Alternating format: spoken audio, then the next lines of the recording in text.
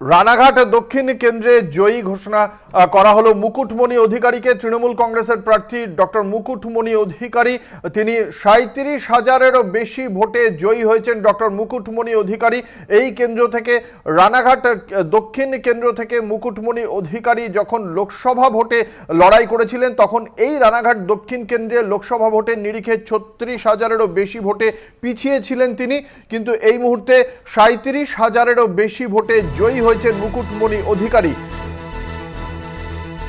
আপনাদের জানিয়ে রাখি, রানাঘাট দক্ষিণ কেন্দ্রে বিজেপির লিড ছিল ৩৬,০০০-এর বেশি, কিন্তু এই কেন্দ্রে এবারের উপনির্বাচনে ৩৭,০০৬ ভোটে জয়ী হয়েছেন ডক্টর মুকুটমণি অধিকারী।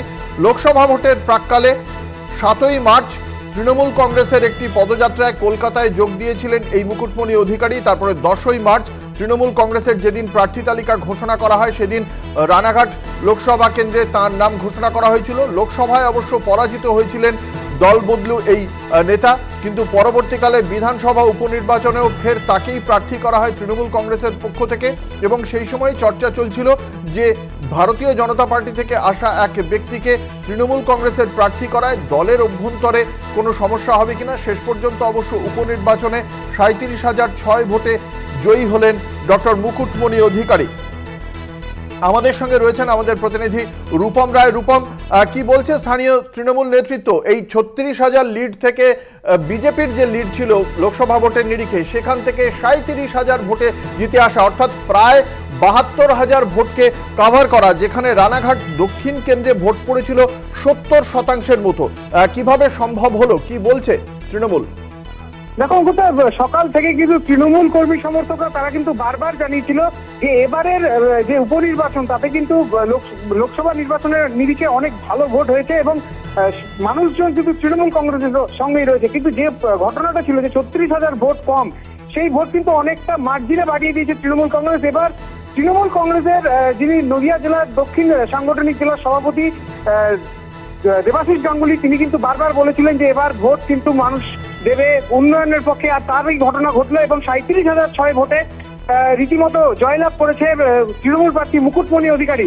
এবং মুকুটমণি অধিকারী জয়লাভ করার পরই কিন্তু বিপুল জনোচ্ছ্বাস এবং সব থেকে বড় কথা আবির খেলায় মেতে উঠেছে তৃণমূল কর্মী সমর্থকরা। এবং এখানে যে সমস্ত তৃণমূল কর্মী সমর্থকরা রয়েছেন এবং তার সাথে সাথে যে ভোটের ব্যবধানটা বাড়াতে পেরেছে, এতে করে বোঝাই যাচ্ছে লোকসভা ভোটের নিরিখে কিন্তু বিধানসভা ভোটে একেবারে তৃণমূল কংগ্রেসের গেরুয়া ঝড় বয়ে গেছে রানাঘাট দক্ষিণে, এবং সাধারণ মানুষ মন খুলে তৃণমূল কংগ্রেসকে ভোট দিয়েছে বলেই আজকের এই জয় বলে মনে করছে তৃণমূল কর্মী সমর্থকরা। অপরদিকে মুকুটমণি অধিকারী, তিনি কিন্তু কিছুক্ষণ আগে সংবাদ মাধ্যমের মুখোমুখি হয়েছিলেন এবং তিনি জানিয়েছেন যে আজকের জয় সাধারণ মানুষের মুখ্যমন্ত্রীর পাশে থাকার জন্য এই জয়লাভ সম্ভব হয়েছে, এবং এই জয় তিনি কিন্তু রানাঘাট দক্ষিণবাসীর উদ্দেশ্যেই সমর্পণ করেছে। অঙ্কুরদা, ধন্যবাদ। আমাদের সঙ্গে ছিলেন আমাদের প্রতিনিধি রূপম রায়।